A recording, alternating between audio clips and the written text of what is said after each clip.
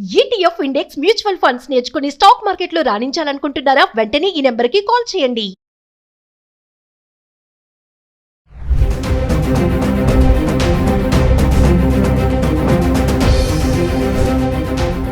నమస్తే, welcome back to Suman TV. AC, air conditioner, ఏసీని ఎలా వాడాలి, మరి దాని యొక్క కెపాసిటీ ఎలా మెయింటైన్ చేయాలి, అసలు డబుల్ బెడ్రూమ్ ఇంట్లో ఎన్ని ఏసీలు ఉండొచ్చు, కెపాసిటీ ఎలా ఉంటుంది, ఇవన్నీ ఏంటి, ఇవెందుకు మాట్లాడుతున్నారు అనుకుంటున్నారు. రీసెంట్గా చూసుకుంటే హర్యానా, ముంబై, నోయిడాలో ఏసీ కంప్రెసర్లు పేలడము, చాలామంది చనిపోవడం మనం చూస్తున్నాము. రీసెంట్గా హైదరాబాద్లో మణికొండలో అపార్ట్మెంట్లో ఏసీ షార్ట్ సర్క్యూట్ అయ్యి ఒక వ్యక్తి ప్రాణాలు కోల్పోయాడు.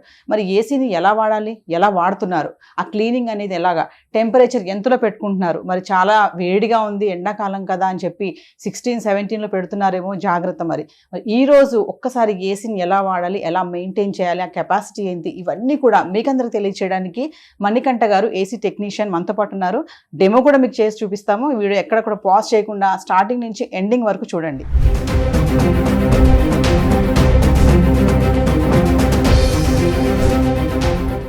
నమస్తే మణికంఠ గారు. నమస్తే మేడం. మణికంఠ గారు, ఈ మధ్య కాలంలో చూసుకుంటే ఎలక్ట్రానిక్ వస్తువులు అనేవి పేలడం అనేది మనం చూస్తూనే ఉన్నాం. మామూలుగా మొబైల్ ఛార్జర్ ఎక్కువ హీట్ అయితే పేలుతుంది అంటారు. అలాగే చూస్తే ఏసీ, ఎయిర్ కండిషనర్ కూడా కంప్రెసర్లో మంటలు రావడము, షార్ట్ సర్క్యూట్ అవ్వడము, చాలామంది ప్రాణాలు పోవడం కూడా మనం చూస్తున్నాం. అంటే ఒక టెక్నీషియన్గా ఈరోజు మా వ్యూవర్స్కి ఏసీని ఎలా మెయింటైన్ చేయాలి, ఆ కెపాసిటీ కానీ, ఆ టెంపరేచర్ కానీ, ఎందుకు ఈ ప్రమాదాలు అన్నీ జరుగుతున్నాయంటే కారణాలు ఏంటంటారు? అదేవిధంగా నేను వచ్చి ఏసీ టెక్నీషియన్గా 15 ఏళ్ళ అనుభవం ఉంది. ఈ మధ్యకాలంలో ఏసీలు పేలిన సందర్భాలు కూడా నిజంగానే ఉన్నాయి. దాని నిమిత్తమే స్టూడియోకి వచ్చి చెప్పడం జరుగుతుంది. ఆల్రెడీ మీకు ఏసీ గురించి తెలిసి ఉండొచ్చు, కానీ నాకు తెలిసినంత తెలియకపోవచ్చు. కాబట్టి ఈ విషయం చెప్పదలుచుకున్నాను. ఏసీ ఏంటంటే అవుట్డోర్ యూనిట్, మేజర్గా కంప్రెసర్ ఒత్తిడికి హై టెంపరేచర్కి గురైతే కనుక కంప్రెసర్ పేలే సందర్భాలు రేర్గా అయితే ఉన్నవి. కాలిపోవడం కానీ పేలిపోవడం కానీ జరుగుతాయి అనమాట. అదేంటంటే మెయిన్గా వెంటిలేషన్, అవుట్డోర్ యూనిట్ నుంచి వచ్చే ఎయిర్, హీట్ ఎయిర్ని అడ్జస్ట్ ఫ్రీగా వెళ్ళిపోయే విధంగా, త్రో ఫ్రీగా ఉండే విధంగా అమర్చుకోవాలి. లేదనుకుంటే ఏంటంటే ఆటోమేటిక్గా ఆ హీట్ ఎయిర్ వల్ల, ఆల్రెడీ ఎండాకాలం హీట్ వల్ల ఎక్కువ హీట్ అయిపోయి హై ప్రెషర్కి లోనే గ్యాస్ పంపింగ్ ఉంటుంది అనమాట. అది కంప్రెసర్ పేలిపోయే సందర్భాలు కూడా జనరల్గా జరుగుతూ ఉంటాయి. దాన్ని బట్టి మనం అవుట్డోర్ యూనిట్ మాత్రం సేఫ్ ప్లేస్లో రూఫ్ పైన పెడితే కనుక కూడా కంప్లీట్ సూర్యరశ్మి పడే విధంగా కాకుండా కొంత షెల్టర్ లాగా పెట్టుకోవాలి. మామూలుగా చూసుకుంటే అండి, ఇప్పుడు డబుల్ బెడ్రూమ్, త్రిబుల్ బెడ్రూమ్ ఉంటుంది కదా, ఈ మధ్యకాలంలో హాల్లో కూడా ఏసీలు పెడుతున్నారు. ప్రతి గదిలో కూడా ఏసీ పెట్టుకుంటున్నారు, హాల్లో కూడా పెడుతున్నారు. అంటే అట్లా అన్ని గదుల్లో ఏసీ పెట్టుకోవచ్చా మనము? సింగిల్ ఫేస్ మీటర్ మీద ఒక 2 ఏసీలు మాత్రమే నడుపుకోవచ్చు మేడం. అది కూడా ఒక 1 టన్ను, ఒక 1.5 నడిపించుకోవచ్చు. ఒకటేసారి 1.5 2 వేసినప్పటికీ కూడా వైరింగ్ కాలిపోయే అవకాశం ఉంది. 3 ఫేజ్ కనుక అయితే కనుక హాల్లో 2 బెడ్రూమ్లో పెట్టుకోవచ్చు. సో మనకి ఒక్కసారి మా వ్యూవర్స్కి ఈరోజు కంప్లీట్గా ఏసీది ఎట్లా మెయింటైన్ చేయాలి, ఏంటి, అవన్నీ ఒకసారి డెమో చూద్దాం. తప్పకుండా మేడం. ఏసీ సర్వీసింగ్ చేయించుకునే విధానం ఏంటంటే, ఇది ఏంటంటే indoor unit, AC outdoor unit, indoor unit 2 రకాలుగా వస్తాయి అనమాట. ఈ ఫిల్టర్స్ రెగ్యులర్గా కంప్లీట్గా వాడుతున్నాము అనుకుంటే మంత్లీ ఒకసారి కంపల్సరీ క్లీన్ చేసుకోవాలి. ఇయర్లీ 2 టైమ్స్ టెక్నీషియన్ ద్వారా పిలిపించుకుని మరీ క్లీన్ చేసుకోవాలి. ఏసీ ఆల్రెడీ డస్ట్ ఎక్కువ పట్టేసిందంటే కూలింగ్ రావడం జరగదు. ఈ ఫిల్టర్స్తో పాటు టెక్నీషియన్ ఏంటంటే కంప్లీట్గా ఈ కూలింగ్ కాయిల్ని కూడా క్లీన్ చేయడం జరుగుతుంది. కంప్లీట్గా ప్రెజర్ పంపు వాడతారు.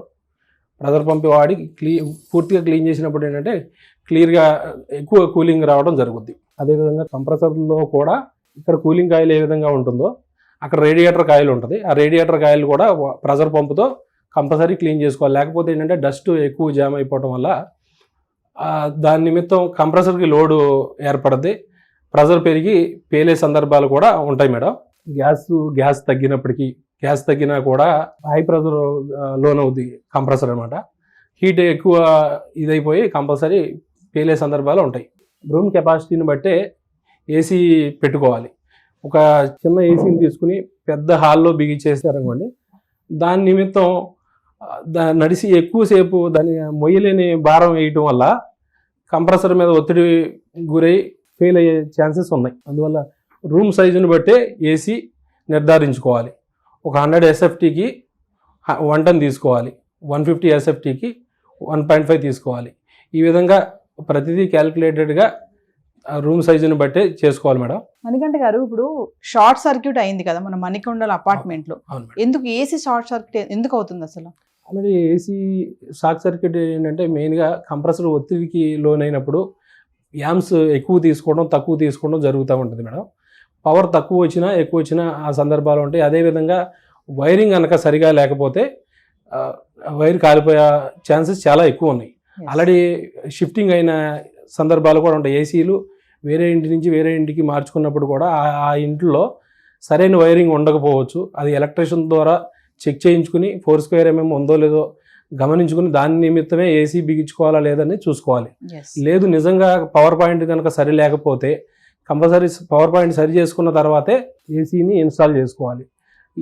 ఏసీ ఇప్పుడు పరిసర ప్రాంతాలు శుభ్రంగా ఉండాలనేది ఏ విధంగా అంటారో ఇది ఇంటి దగ్గర ఇంట్లో కూడా ఏంటంటే ఏసీ పక్కన పవర్ సాకెట్కి దగ్గరలో ఏది కూడా ఉండే విధంగా బట్టలు కానీ ఏదైనా వస్తువులు కానీ ఉండకుండా చూసుకోవాలి. ఇంకోటి ఇప్పుడు టెంపరేచర్ ఉంటుంది కదండి, మనకి 16, 17 ఉంటాయి.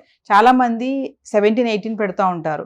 ఎంతవరకు కరెక్ట్? నైట్ అంతా ఆన్ చేసి పెడతారు ఏసీని కూడా, అది ఎంతవరకు కరెక్ట్ అంటే? కరెక్ట్ కాదు మేడం. అది ఓన్లీ 25, 26 degreesలో ఏసీ నడిపించుకుంటే మన శరీరానికి కూడా మంచిది, ప్లస్ పవర్ సేవింగ్ ఉంటుంది. ఏసీకి ఒత్తిడికి గురవదు. ఏసీ ఆల్రెడీ మామూలు కాలంలో కూడా ఏసీ కంప్రెసర్ చాలా హీట్లో వర్క్ చేస్తుంది. అటువంటిది ఎండాకాలం వేడి పెరిగే కొద్దీ చాలా ఎక్కువ వేడితో రన్ అవ్వాల్సిన అవసరం ఉంటుంది. దాని నిమిత్తం ఏంటంటే ఏసీ కూడా మనకి ఏ విధంగా రెస్ట్ అవసరమో ఏసీ కూడా కంపల్సరీ రెస్ట్ అనేది అవసరం మేడం. మనం 25, 26 degrees ఈ రేంజ్లో మెయింటైన్ చేస్తే కనుక కంప్రెసర్ ఆన్ ఆఫ్ అవ్వడం అనేది కూలింగ్ వచ్చిన తర్వాత ఆన్ ఆఫ్ జరగడం అనేది జరుగుద్ది, రెస్ట్ దొరుకుద్ది. కానీ 18 degreesలో కనుక రన్ చేస్తే 18 degrees టెంపరేచర్ రూమ్లో రాదు, వచ్చే ఛాన్స్ అయితే సమ్మర్లో ఉండదు. కంప్రెసర్ కంటిన్యూ రన్ అవ్వడం వల్ల కంప్రెసర్ కాలిపోయే సందర్భాలు చాలా ఎక్కువ ఉన్నాయి. ఇంకా చాలా మంది ఇళ్ళలో ఏంటంటే బెడ్రూమ్లో ఏసీ వేసి హాల్లో కూర్చుంటారు. అంటే ఆ ఏసీ అంతా హాల్లోకి వస్తుంది, చల్లగా అవుతుంది అని చెప్పేసి డోర్లు తీసి పెడతా ఉంటారు. అది ఎంతవరకు కరెక్ట్? నేను కూడా చూస్తూ ఉంటాం మేడం బయటికి. నేను చాలా మంది ఇళ్లలో చూశాను. ఎందుకు ఏసీ వేశారు, డోర్ వేయాలి కదా అంటే ఏసీ ఈ రూమ్ లోకి వస్తుంది, చల్లగా అవుతుంది కదా అంతా అంటారు. మరి అది దానివల్ల ఏమైనా ప్రాబ్లమ్స్? దానివల్ల కూడా ప్రాబ్లం.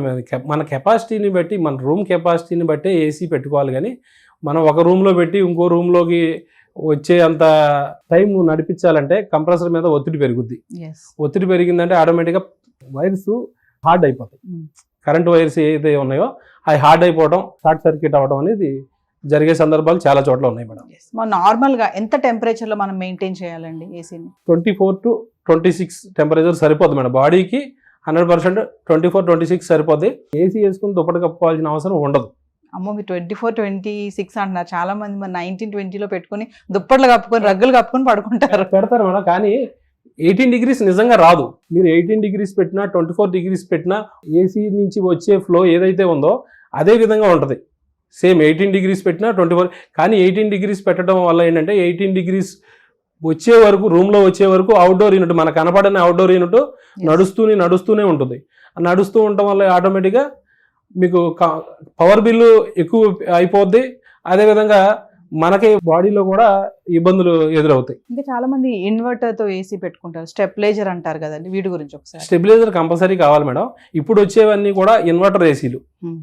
ఇదివరకు నాన్ ఇన్వర్టర్ ఏసీలు కొంచెం స్టాండర్డ్గా ఉండేవి, ఏం ప్రాబ్లం అంత త్వరగా ప్రాబ్లమ్స్ వచ్చేవి కాదు. ఇప్పుడు ఇన్వర్టర్ ఏసీలు అవ్వటం వల్ల ఏంటంటే డీసీ పవర్లో కంప్రెసర్ నడుస్తుంది.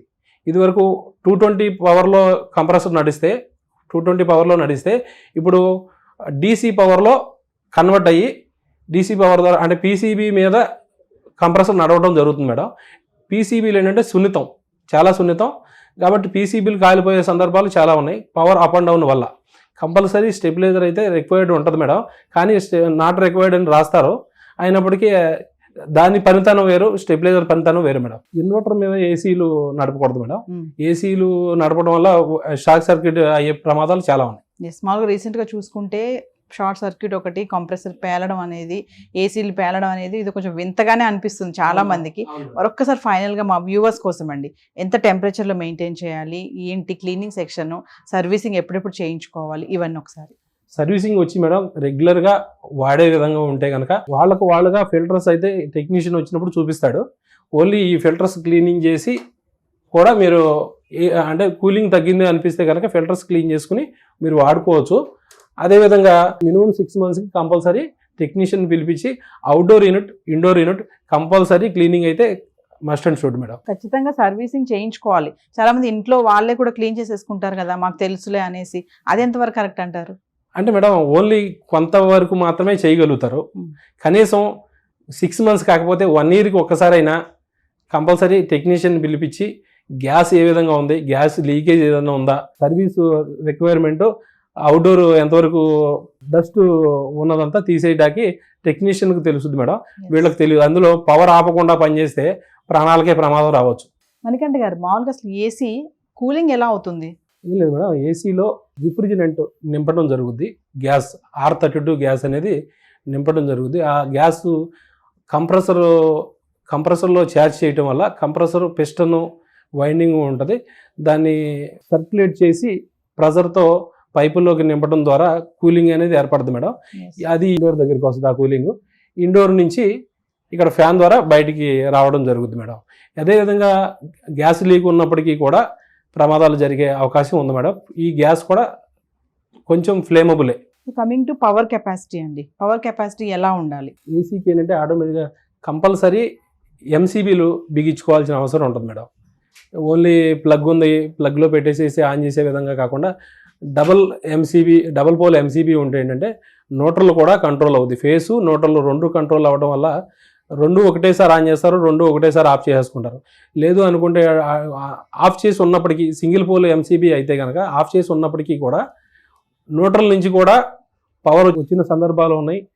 ఆఫ్ చేసి ఉన్న ఏసీలు కూడా కాలిపోయిన సందర్భాలు కూడా ఉన్నాయి మేడం. ఎస్, మామూలుగా మణికంఠ గారు, ఇప్పుడు ఎలక్ట్రానిక్ వస్తువులు ఏమైనా కొనేటప్పుడు ఆ బ్రాండెడ్ కానీ ఇవన్నీ చూడమని చెప్తా ఉంటారు. కొంతమంది ఏంటంటే తక్కువ రేటుకి వస్తుంది కదా అని కొనేస్తారు, బ్రాండ్ చూడరు. ఏదైతే ఏముందిలే, గాలి అయితే రావాలి కదా, ఇది పని చేస్తే చాలు, మన పనికి ఇది అవసరం అవుతుందా లేదా, నాణ్యతతో మనకు పని ఏంటి, కొద్ది రోజులు వాడతాము పడేస్తామా అన్న ఆలోచనతో కూడా ఉంటారు కదా.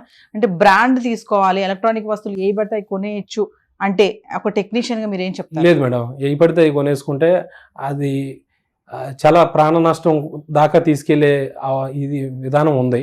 కాబట్టి ఐఎస్ఐ మార్కు ఉన్న వైర్లు కానీ ఏసీల్లో కానీ ఏదైనా బ్రాండ్ కంపల్సరీ తీసుకోవాలి మేడం. ఎందుకంటే రీసెంట్గా చూసుకుంటే మనకి నోటీసెస్ కూడా వచ్చాయి, షార్ట్ సర్క్యూట్ చాలా మంది చనిపోతున్నారు ఈ పవర్ ఫ్లక్చుయేషన్స్ వల్ల కూడా.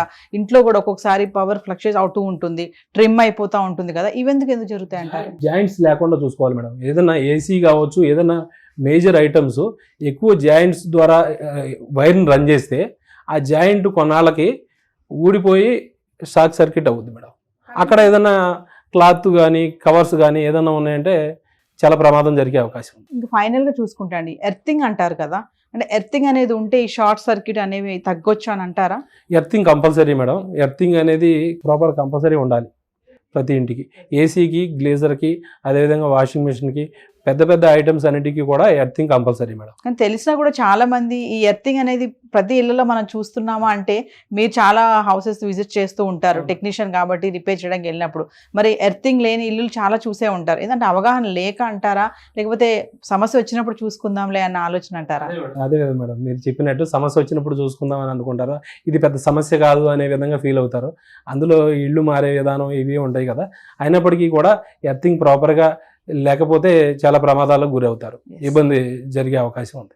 మణికంఠ గారు, ఇప్పుడు చాలా మంది ఏసీ ఆన్ చేశాక చాలాసేపు అయినా కూడా అది కూల్ రావట్లేదని చెప్పేసి పట్టించుకోరు, ఆ రన్నింగ్లో వదిలేస్తే అలాగే వాళ్ళ పని వాళ్ళు చేసుకుంటూ ఉంటారు. దానివల్ల కూడా ఏమన్నా ప్రాబ్లమ్స్ ఉంటాయా, ప్రమాదాలు ఏమైనా ఉంటాయంటే? Compulsory madam. ఏసీ కూలింగ్ వచ్చినంతసేపు దానిగా బాగానే పనిచేస్తుంది. కూలింగ్ రావట్లేదు అంటే కంపల్సరీ దాన్ని స్విచ్ ఆఫ్ చేసి అథరైజ్డ్ టెక్నీషియన్ పిలిపించి చేయించుకోవాలి మేడం. ఎందుకంటే ఇండోర్ యూనిట్ అనేది లోపల ఉంటుంది, అవుట్డోర్ యూనిట్లో ఏం జరుగుతుంది అనేది ఎవరికి తెలియదు. నిజంగా అక్కడ షార్ట్ సర్క్యూట్ జరగవచ్చు, లేదు అనుకుంటే కంప్రెసర్ ఆఫ్ ఆన్ అంటే హై యాంప్స్ తీసుకుని వైర్లు ఏదన్నా కూడా కాలవచ్చు, అంటే ఏసీ కూడా చెడిపోయే సందర్భం ఉంటుంది మేడం. ఇంకా చాలా మందికి ఉన్న అలవాటు ఏంటంటే స్విచ్చెస్ ఆపరండి, అది ఏదైనా సరే. మరి ఏసీ వరకు వచ్చి మనం ఏసీ గురించి మాట్లాడుకుంటున్నాం కాబట్టి ఆన్లో ఉన్నప్పుడు స్విచ్ ఆన్ చేసి అది ఆఫ్ చేశాక స్విచ్ ఆఫ్ చేయని వాళ్ళు కూడా చాలా మందే ఉన్నారు. అది ఎంతవరకు కరెక్ట్ అంటారు? కంపల్సరీ స్విచ్ అయితే ఆఫ్ చేసుకోవాలి మేడం. కనీసం అంటే రెగ్యులర్గా రన్నింగ్ పెడుతున్నాము అంటే ఆన్ చేయకపోయినా పర్లేదు, లేదు ఈరోజు బయటికి వెళ్ళేది ఉంది కంపల్సరీ అనుకుంటే కంపల్సరీ ఆఫ్ చేసే వెళ్ళాలి. ఏసీ వాడకానికి కూడా ఒక లిమిట్ ఉంటుందా అండి, లేదంటే మార్నింగ్ టు ఈవినింగ్ వరకు ఏసీ ఆన్ చేసి ఉంచొచ్చు ఇంట్లో? కంపల్సరీ ఏసీకి రెస్ట్ అనేది ఉండాలి, కంపల్సరీ ఏసీ ఆఫ్ చేసుకోవాలి. ఆఫ్ చేసుకోవాలి, కంప్లీట్ రన్నింగ్ గా ఆన్ లో ఉంచకూడదు, కంప్లీట్ రన్నింగ్ చేయకూడదు. థ్యాంక్ యూ మణికంఠ గారు, మంచి సమాచారం అందించారు. అంటే ఏసీ ఎలా వాడాలి ఏంటి, మరి ప్రమాదాల నుంచి ఎలా బయటపడాలి, రీజన్స్ ఏంటి, ఎంత జాగ్రత్తలు తీసుకోవాలనేది. Thank you very much.